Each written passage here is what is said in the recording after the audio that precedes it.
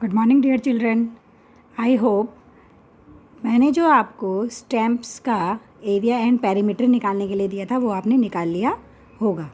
Now let's do the question answers related to these stamps. In page number 35 some questions are given related to perimeter and area. The first question is, how many squares of 1 centimeter, how many squares of 1 centimeter side does stamp A cover? Now look at the stamp A. This is stamp A. How many squares of 1 centimeter? कितने squares हैं 1 centimetre side के? इस stamp में कितने squares हैं? तो ये आपने काउंट कर लिया होगा कितने स्क्वायर्स हैं। 1 2 3 4 5 6, ये पूरे टोटल मिला के 18 स्क्वायर्स हैं। तो हम यहाँ पर लिखेंगे 18 स्क्वायर्स। एंड स्टैम्प बी में कितने स्क्वायर्स हैं? ये स्टैम्प बी आपके पास इसमें है 1 2 3 4 5 6 7 8, यहाँ पे हम 8 स्क्वायर्स लिखेंगे। स्टैम्प बी में है 8 squares. Now the second question is, which stamp has the biggest area? कौन से स्टैम्प का सबसे बड़ा एरिया है? अब आप यहाँ पे आपने ये सब एरिया निकाल लिया होगा आपने इनको स्क्वायर्स को काउंट करके। ए का एरिया है 18 स्क्वायर सेंटीमीटर, बी का है 8 स्क्वायर सेंटीमीटर, सी का है 6 स्क्वायर सेंटीमीटर, डी का है 12 स्क्वायर सेंटीमीटर, ई का है 4 स्क्वायर सेंटीमीटर,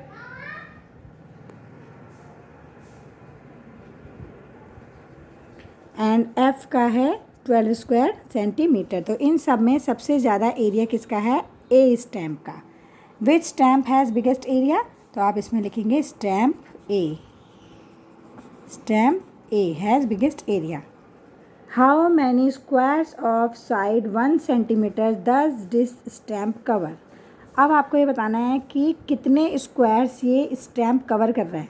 तो इस स्टैम्प में कितने स्क्वायर्स हैं बच्चों? 18 स्क्वायर्स हैं। तो हम यहाँ पे लिखेंगे 18 स्क्वायर्स कि सबसे ज़्यादा जिसका एरिया है उसमें कितने स्टैम्प्स कवर हो रहे हैं? 18 स्क्वायर्स कवर हो रहे हैं। How much is the area of the biggest stamp? और इस बिगेस्ट स्टैम्प का एरिया कितना होगा? 18 स्क्वायर सेंटीमीटर। ये बहुत ही ईजी है बच्चों, जो जो क्वेश्चन लिखा हुआ है आप उसको स्टैम्प में देख के आपको इनको लिखना है। The next question is, which two stamps have the same area? ऐसे कौन से दो स्टैम्प्स हैं जिनका सेम एरिया है? तो सब फिर हम दोबारा देखेंगे। ये देखिए, हमने देखा है डी स्टैम्प में 12 स्क्वायर सेंटीमीटर है और इस एफ स्टैम्प का एरिया भी कितना है? 12 स्क्वायर सेंटीमीटर। तो हम यहाँ पे लिखेंगे the two stamps of same area. यहाँ पे लिखेंगे stamp D and F. The next question is, how much is the area of each of these stamps? अब इनका एरिया भी लिखना है। तो एरिया हम अभी पढ़ चुके हैं, ये है 12 square centimetre. The area, next question is, the area of the smallest stamp is? सबसे छोटे स्टैम्प यानी टिकट का एरिया कितना है?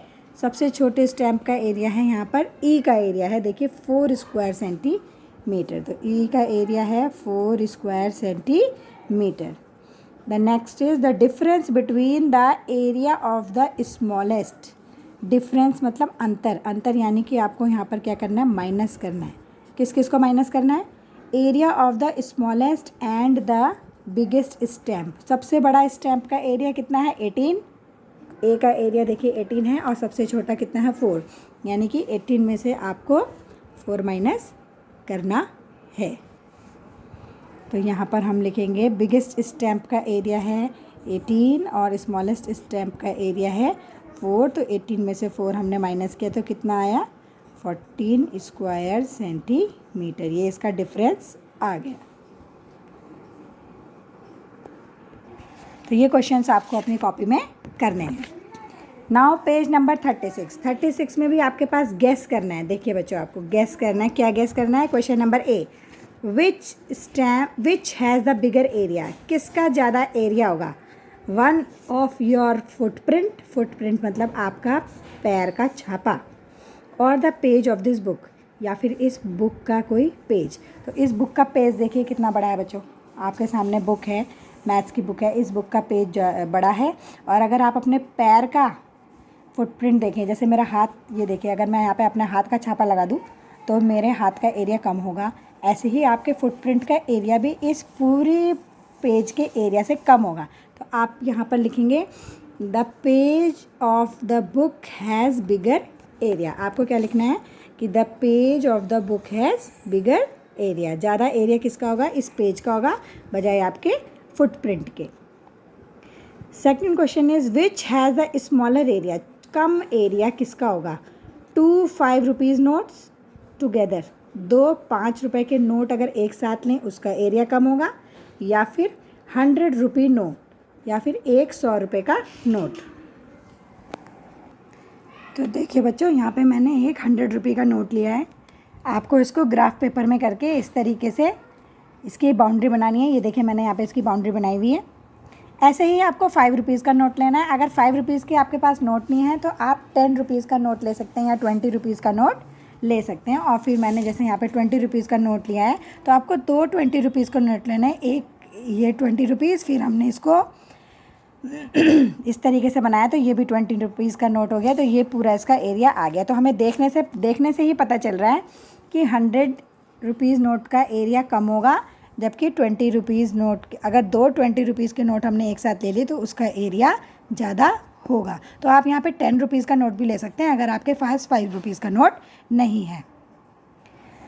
Now the next question is look at a 10 rupee note, is it's area more than 100 square centimetre. अब आपको यहाँ पे 10 रुपीज़ का नोट लेना है। अब 10 रुपीज़ का नोट देखिए यहाँ पर हम ले, तो ये हमने 10 रुपीज़ का नोट लिया, हमें इसकी बाउंड्री भी यहाँ पर बनानी पड़ेगी। तो आपको देखना है, फिर आपको इसमें स्क्वायर्स काउंट करने हैं कि 10 रुपीज़ के नोट में कितने स्क्वायर्स आएंगे। तो ये तो मुझे लगता है 100 से कम होंगे, तो इसीलिए हम यहाँ पर क्या आंसर लिखेंगे, no, it's area is not more than 100 square centimetre. तो आज के लिए आप इतना ही काम करेंगे बच्चों। Thank you.